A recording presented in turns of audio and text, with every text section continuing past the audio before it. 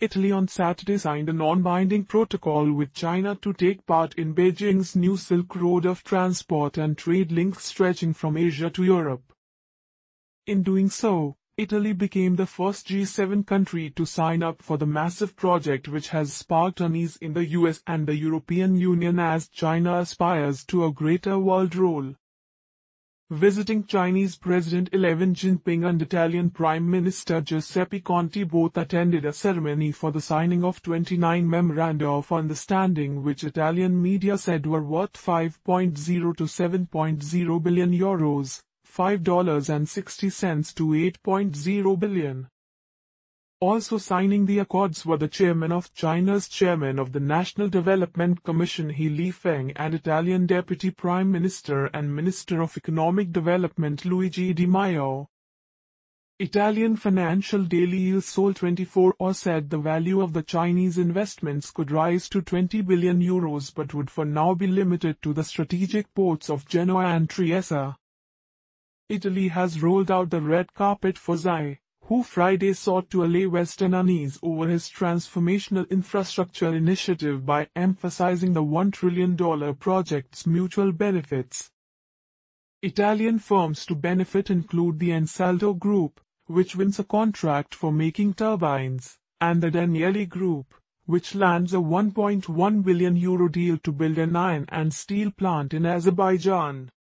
The accords also foresee the opening up of the Chinese market for Italian oranges as well as a partnership for Chinese tourism giant Ctrip, notably with Rome's airports.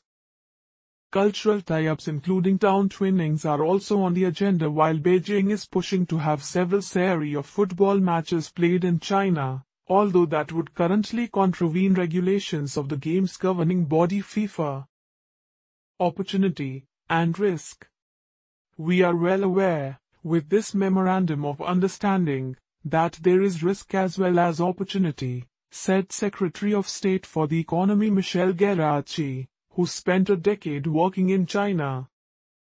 Italy has made a point of giving a full welcome to President Xi, despite the misgivings in Washington and Brussels.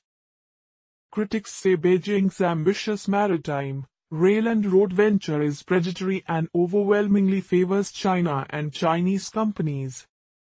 But Friday, President Xi rejected any idea of a conflict of interest after talks with his Italian counterpart Sergio Mattarella. China wants commercial exchanges to go both ways and for investment to flow in both directions, President Xi said. Mattarella responded that business must go in both directions, with fair competition, respecting intellectual property rights while fighting counterfeit goods. In what some perceived as a snub, Italy's far-right Deputy Prime Minister Matteo Salvini did not attend Friday's state dinner for Xi at Mattarella's Quirinal Palace, having stated that Italy would be no one's colony. Salvini has notably urged caution about using Chinese telecom giant Huawei's next-generation 5G mobile technology, whereas coalition partner Luigi Di Maio is keener for Chinese partnerships. The United States has warned European allies that Huawei could use its 5G technology as a backdoor for spying, a claim that China has strongly rejected, calling them abnormal, immoral attacks. Get the latest election news, live updates and election schedule for Lok Sabha elections 2019 on ndtv.com/elections. Like us on Facebook or follow us on Twitter and Instagram for updates from each of the 543 parliamentary seats for the 2019 Indian general elections.